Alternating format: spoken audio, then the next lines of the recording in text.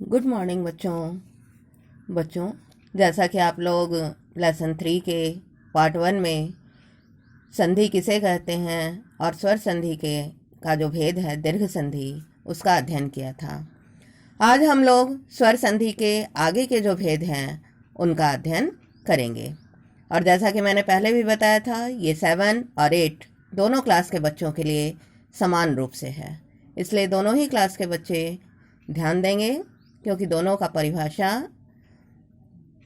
जो है वह समान ही है। तो शुरू करते हैं दूसरा भेद, गुण संधि। गुण संधि में नियम है कि अ या आ के बाद यदि छोटी या बड़ी ई आए तो ए, छोटा ऊ बड़ा ऊ आए तो ओ तथा री आए तो अर हो जाता है। तो यहाँ ध्यान देंगे बच्चों, यानी पहले भी हमने बताया था कि जब हम लोग जोड़ते हैं तो वहाँ ध्यान देते हैं कि जो पहला शब्द है उसका अंतिम अक्षर और दूसरी ओर का स्टार्टिंग अक्षर देखा जाता है। तो यहाँ कह रहा है कि पहला ओर का जो अंतिम वर्ण है उसमें अ चाहे आ आना चाहिए, और दूसरी ओर अगर छोटी ई आए या बड़ी ई आए तो दोनों मिलकर ए हो जाता है। जैसे हम इसको उदाहरण से समझते हैं। जैसे यहाँ है भारत जोड़ इंदु, यहाँ भारत तो में अ का उच्चारण हो रहा है तो, और इधर स्टार्टिंग में क्या है, छोटी ई है। तो आपने पढ़ा कि अगर अ या आ के बाद छोटी ई या बड़ी ई आता है तो वो मिलकर ए हो जाता है। तो यहाँ ध्यान दीजिए, यहाँ जब हमने मिला के लिखा तो रूप बना भारतेंदु।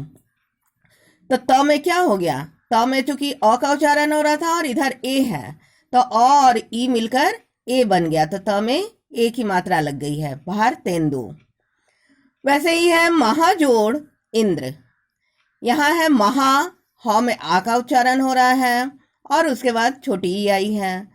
तो शुरू में अ रहे चाहे आ रहे और दूसरी ओर अगर ई आता है और ई में भी चाहे वो छोटी ई हो या बड़ी ई हो, तो जब हम उसको मिलाकर लिखेंगे तो ए हो जाएगा। तो यहाँ भी देखिए आ और छोटी ई मिलके ह में ए की मात्रा लग गई तो रूप बना महेंद्र। वैसे ही है कि अ या आ के बाद अगर छोटा ऊ या बड़ा ऊ आता है तो ओ हो जाता है, यानी शुरू में रहना चाहिए अ या आ और उसके बाद अगर छोटा ऊ या बड़ा ऊ आएगा तो ओ हो जाएगा। तो देखिए इसको हम लोग उदाहरण से समझते हैं। जैसे जल जोड़ ऊर्मी, यहाँ देखिए जल ल अ का उच्चारण हो रहा है और यहाँ पर बड़ा ऊ आया है। तो अगर शुरू में अ आए या आ आए और उसके बाद छोटा ऊ या बड़ा ऊ दोनों में से कोई भी आता है तो वो मिलके ओ बन जाता है। तो यहाँ देखिए ल में ओ की मात्रा लग गई है तो बना जलोर्मी। उसी तरह से अगर अ या आ के बाद री आता है तो अर हो जाता है। जैसे यहां देखें सप्त जोड़ ऋषि, सप्त अ आया है और उसके बाद आपका री आया है तो अ और री मिलके क्या हो जाएगा बच्चों, अर हो जाएगा। अर का मतलब यानी रेफ लग जाएगा, तो रूप बना आपका सप्तर्षि। और ये रेफ हमेशा जहां उच्चारण होता है उसके बाद वाले अक्षर पे लगता है। तो यहाँ सप्त में अ आया, उसके बाद री आया, तो ये अ और री मिलकर क्या हो गया, अर, तो स पे रेफ लग गया, बन गया सप्तर्षि। तो उसी तरह से और भी सारे उदाहरण हैं, जैसे कमल जोरीश कमलेश, राजा जोरेंद्र राजेंद्र, राजा जोरीश राजेश, गंगा जोर उत्सव गंगोत्सव, वर्षा जोर ऋतु वर्षर्तु। तो इस तरह से इसमें बताया गया है कि शुरू में आना चाहिए अ या आ और उसके बाद अगर छोटी चाहे बड़ी आए, दोनों में से कोई भी आए तो ए बन जाएगा। शुरू में आना चाहिए अ या आ और उसके बाद अगर छोटा ऊ या बड़ा ऊ आता है तो वो ओ बन जाएगा, और अ या आ के बाद अगर री आता है तो वो अर बन जाएगा। अब इसे हम 7th क्लास के बुक के उदाहरण से भी देखेंगे। देखिए यहां भी दिया हुआ है गुण संधि में नर जोड़ इंद्र नरेंद्र, नर र में अ का उच्चारण हो रहा है और इधर छोटी ई है, तो अ और ई मिलके क्या बन जाता है, ए बन जाता है। तो यहाँ र में एक ही मात्रा लग गई तो बना नरेंद्र। वैसे ही है महा जोड़ ईश, महा ह में आ की मात्रा है और इधर बड़ी ई की मात्रा आई है, तो आ और बड़ी ई की मात्रा मिलके क्या हो गया, अ या आ के बाद अगर छोटी ई चाहे बड़ी ई आए तो ए बन जाता है। तो ह के ऊपर ही क्या लग गया, ए की मात्रा लग गई, आ और ई हट जाएगा और उसकी जगह ए हो जाएगा तो बना महेश। वैसे ये पर जोड़ उपकार, पर र में अ का उच्चारण हो रहा और इधर छोटा ऊ है, तो अ या आ के बाद अगर छोटा ऊ या बड़ा ऊ आता है तो ओ बन जाता है, तो ये अ और ऊ हट जाएगा और इसकी जगह ओ की मात्रा लग जाएगी, तो बन गया आपका र में ओ की मात्रा लगा दिए तो बन गया परोपकार। उसी तरह है राज जोर ऋषि, राज ज में अ का उच्चारण हो रहा है और ऋषि में यहाँ री आया है शुरू में, तो अ या आ के बाद अगर री आता है तो उसका अर हो जाता है। तो यहाँ पर देखिए राजर्षि बताया है कि अर का मतलब यानी ऊपर में रेफ लग जाता है, तो और री हट गया और स पे रेफ लग गया तो रूप बन गया राजर्षि। तो इस तरह से बच्चों आप लोग ध्यान दीजिएगा, इसमें बस यही ध्यान रखना है कि शुरू में आना चाहिए अ या आ, और दूसरी ओर अगर छोटी ई आए चाहे बड़ी ई आए तो दोनों मिलकर बन जाएगा ए, अ या आ आए और उसके बाद दूसरी ओर छोटा ऊ रहे चाहे बड़ा ऊ रहे तो ओ बन जाएगा, और शुरू में रहेगा अ और आ और दूसरी ओर अगर री आता है तो उसका अर हो जाता है। यही है आपका गुण संधि, गुण संधि का यही नियम है।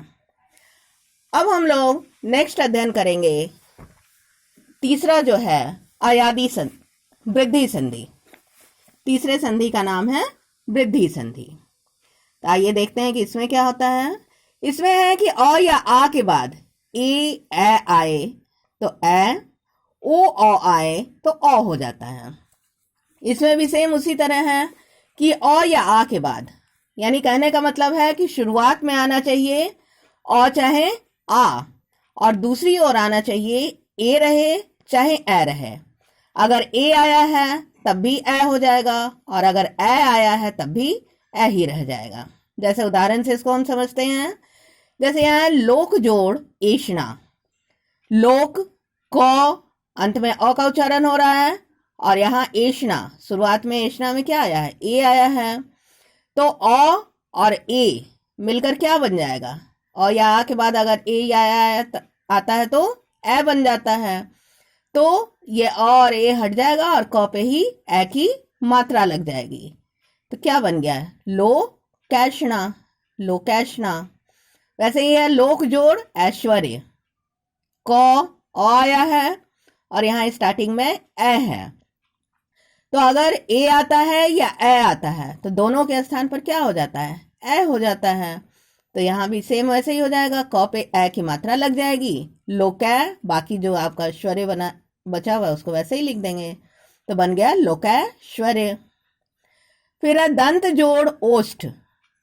अब यहां था कि अ या आ के बाद अगर ओ आता है या अ आए तो अ हो जाता है, यानी शुरू में आना चाहिए अ चाहे आ, और दूसरी अगर ओ आता है तब भी उसका अ हो जाएगा और अगर अ आता है तब भी उसका अ ही हो जाएगा।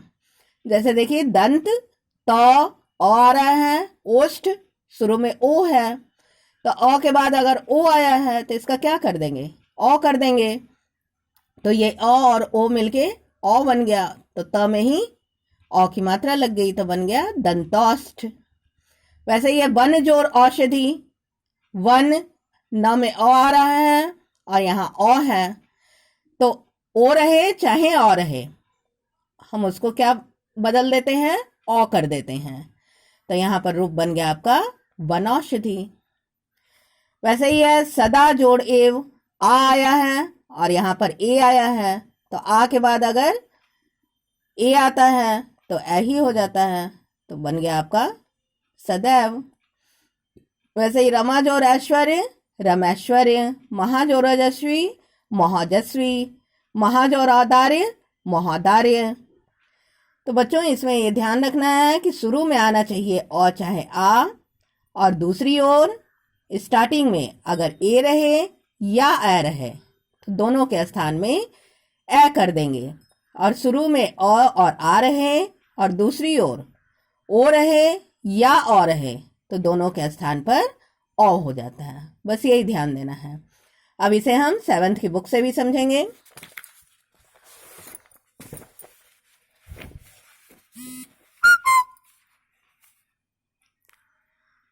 देखिए 7th की बुक में भी दिया हुआ है, जैसे उदाहरण में है कि एक जोड़ एक, एक क में अ का उच्चारण हो रहा है और यहाँ पर ए आया है, तो अ या आ के बाद अगर ए आता है तो उसको परिवर्तित करके क्या लिखते हैं, ए बन जाता है। तो यहाँ बन गया एक एक, क में ए की मात्रा लग गई।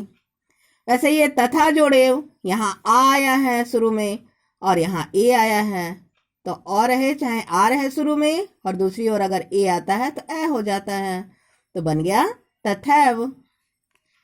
वैसे ये मत जोड़ ऐक्य, मतैक्य, महाजोड़ ऐश्वर्य, यहाँ देखिए आ आया है और यहाँ पर ए है, तो अ या आ के बाद अगर ए आता है तब भी उसका ए ही हो जाता है, तो बन गया महेश्वर्य।